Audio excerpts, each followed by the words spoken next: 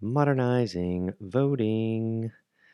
And it looks like we are going live in 3, 2, 1. We're live. Excellent. So today I want to talk about modernizing voting or modernized voting. And this is a proposal put together by Andrew Yang. Once again, I'm not affiliated with Yang in any way. I just enjoy going through his policies as well as other people's policies, and I don't really talk about politics very often, but a lot of the policies presented by Yang and his team are quite compelling from an economics perspective, which is what my background is in. So all of those crazy little disclaimers aside, we can now dive into what modernized voting means. And using blockchain technology is fantastic. If you guys are familiar with the other content that I've been producing over the past 4 or 5 years around blockchain technology and projects that are innovating in the space, it's it's one of my passions. I love it. I've been in that space since 2013, so super bullish on that tech in general. And for people that are not familiar with that, maybe they're coming from the Andrew Yang camp that aren't familiar with blockchain technology. In a nutshell, there's this concept in computer science called the Byzantine theorem, and it was that two people can anonymously transact amongst each other using the internet. And blockchain technology allows for people to basically use consensus to confirm transactions between them. And people are using it for amazing things like contracts with Ethereum, money with the well-known Bitcoin, identity with Civic. There's a lot of really great things that people are using. And many people have probably heard of the craze that happened in 2017 where the price hockey sticked up. And that was mainly driven by this concept that I mentioned of smart contracts with Ethereum, where people were using it to raise money using these contracts and the technology on top of that blockchain. So that's kind of in a quick, extremely way too fast way of explaining what blockchain is, but it does apply to verification. And there's a concept in the space where it's called don't trust, verify. And that is like the backbone of crypto and very much what people talk about when they talk about blockchain, because using a consensus algorithm, you can verify that you are you and I am me, and we can transact just like that theorem that I talked about earlier. So when we dive into Yang's proposal of modernizing voting, we talk about standing in line for hours right now to vote, which is kind of mind-blowing to think that that exists still, where you go to like your local community center or your YMCA or your local DMV or whatever it may be, and you go and you vote for the next president of the United States. And I think that's pretty wild, but at the same time, we also used to stand out on the curb and raise our hand like this to get a cab. We were like, hey guys, I'm available. I have a cash transaction because you don't take credit card. Like it's hard to believe that was how that was before Uber and Lyft. Like that was just how hailing a taxi existed before we came in with technology. And this is a prime example. Voting is a beautiful use case for verification using blockchain, just proving that you are you and using it for voting on a mobile device. So the proposal that he is putting forward, him being Andrew Yang and his team, considering the advances in technology, there's no reason why we should still be waiting in line at polling stations to cast votes. Yep, totally agree. The machines being used in most locales are also as vulnerable to tampering and hacking as modern technologies. Americans should be able to vote via their mobile device with verification done via blockchain. This would dramatically increase participation in elections, whether local, state, or federal. Then the quote, it's ridiculous that in 2020, we are still standing in line for hours to vote in antiquated voting booths. It is 100% technically possible to have fraud-proof voting on our mobile phones today using the blockchain. This would revolutionize true democracy and increase participation to include all Americans. Those without smartphones could use the legacy system and lines would be very short. problems to be solved. Voting is hard and time consuming, which is why turnout even in presidential elections is barely over 50% and much lower during local and state elections. So very interesting proposal here. And the idea of using blockchain as verification is something that is just an aha and plain and simple to use. That is something that has been mentioned multiple times on like very large news outlets. It's also been mentioned in the show Billions, if you guys are Billions fans out there. But basically, they're trying to push for, in the show Billions, they're trying to push for blockchain powered mobile device voting, and that it would lower the barrier to entry. It would give access to a lot of disenfranchised individuals in the United States, and it would really allow people to vote. And the goal here is to allow everyone to have a voice and allow people to vote. So I'm all for having this concept. And for those coming from the cryptocurrency world that listen or watch other content, whether it's my podcast or my course, link in description, shameless plug there. I wanted to just briefly say that if you're coming from the crypto world, you need to understand that when we talk about the basic use cases of cryptocurrency, 95% of the projects that are currently being developed are not necessarily needed. They are needed to showcase that not everyone's going to survive, I think, in that case. And as I said before, I'm a diehard fan of the innovation in the space and of the space in general. But I do think that a lot of people are starting things to start them, and that is great as well because they're learning as they go.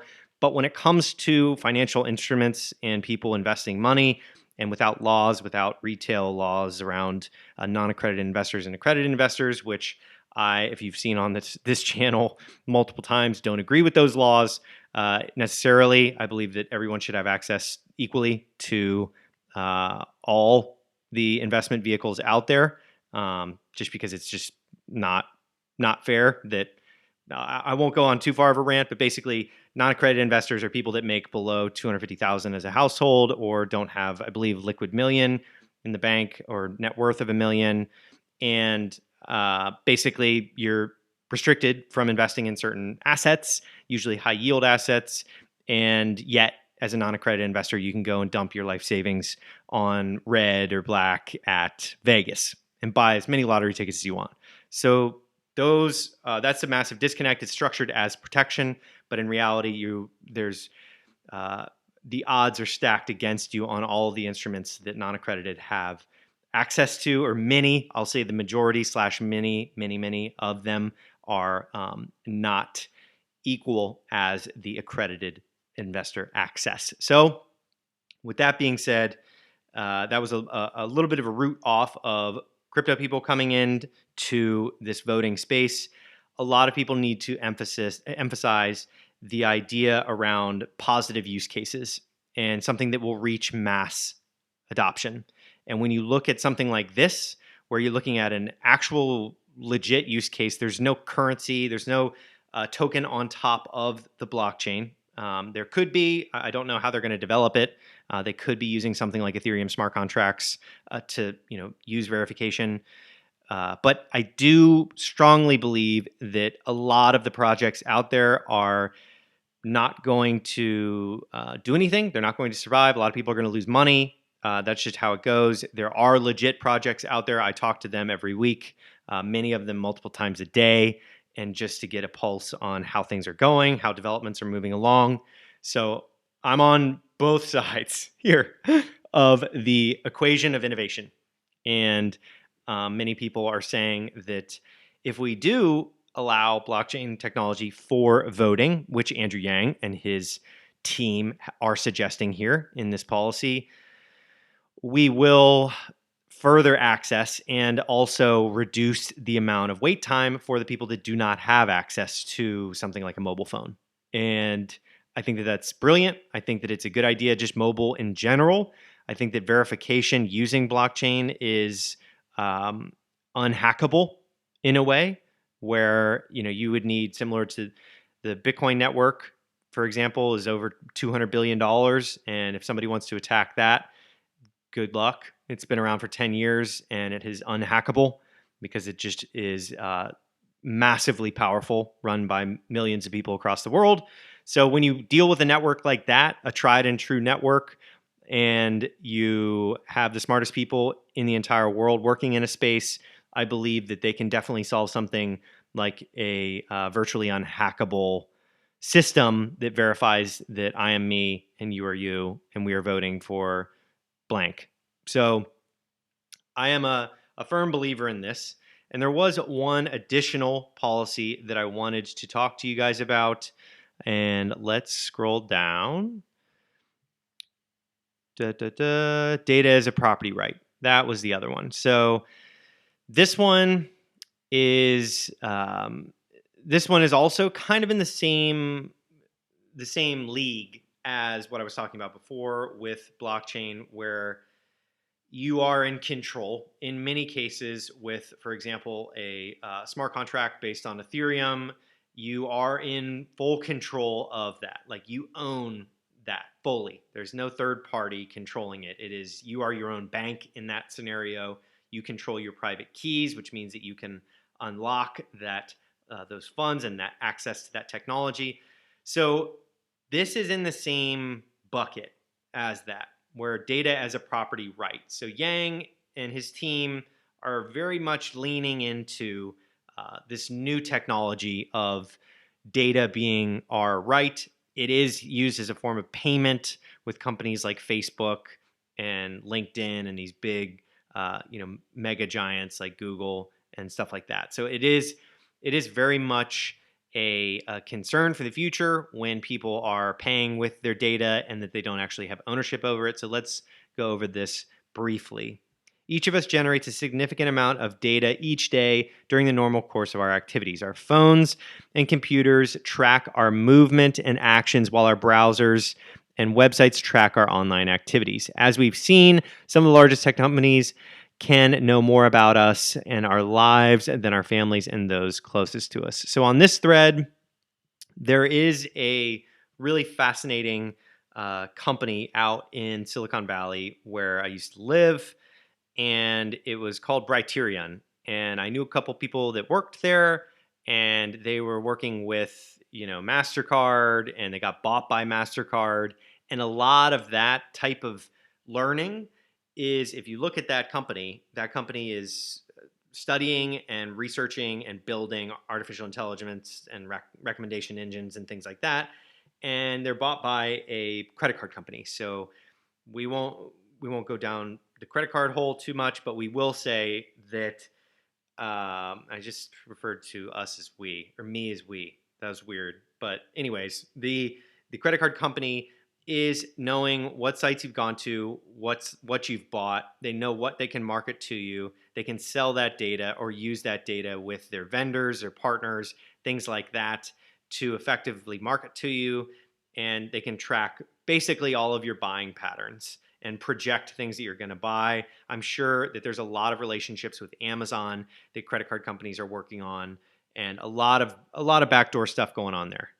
But in regards to data and privacy, there are some really interesting browsers out there. Brave browser is one, and that's something you guys can look up if you're watching this. Brave browser is a fantastic one where you are searching around and you get paid when you see advertisements in their token. Since we're talking a little bit about blockchain, and I'm super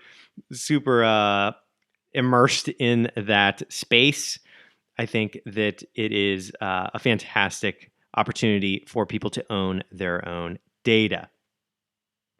And this one here, this quote by Yang is pretty fantastic. Data is the new coin of the realm in many industries. In many settings, our data is being sold and resold for large sums without our knowledge. Our data is immensely valuable. We should be able to share it in the economic value generated, which could be even higher with our buy-in. Data generated by our activities, both in real world and online, is increasingly collected and used by corporations, often without our knowledge and proper protections. So This is another one that is leaned towards blockchain and allowing people to fully control their information. And I definitely, um, I definitely think that this is. Let's see what we got here. I definitely think that with blockchain and with data as our own privacy, or being in full control of our own data, it is something that is needed and should be paid more attention to. So I'm excited to see him doing this. That's what I wanted to say. That was the punchline there, was that I'm glad that he's doing this concept, and the fact that he hints towards blockchain voting to modernize voting and having data and ownership of our data and allowing people to unlock that for a price is very telling and very much a big perspective change for a lot of people in Washington and just in general. It's important to acknowledge that is the price that you are paying. If you think something is free, it's not. 99% chance it's not. If it's on the internet and there's some sort of product and it's being offered to you, the exchange is your data and your information. It is the oil of the 21st century. So that is it for this stream about modernizing voting using blockchain and data as a property right. And I firmly believe that Yang is leaning into this. And I think that other people are open to modernizing voting. Not necessarily this data as a property right. I don't see many people talking about this one, but I think that blockchain voting is definitely something that other politicians have brought up. And I think that that's great. I think that as long as it's in the conversation, that's fantastic. And I want to be part of that future for sure. But that is it for this stream of diving into these two policies. I do this from time to time about, econ major / nerd dives into these policies. A lot of you guys love it. A lot of you have DM'd me about these episodes, about diving into policies and just looking at all these things. A lot of you guys were hating on the debt clock there in the background because it just looks haggard with my background there. But, doing my best with these streams. If you guys want to support the channel, the link to my cash flow course is in the description below. Also, the link to my podcast, Sound Money, is in the description below, so you guys can go and check that out and support the channel, support the podcast. Love you guys very much, and I will see you on the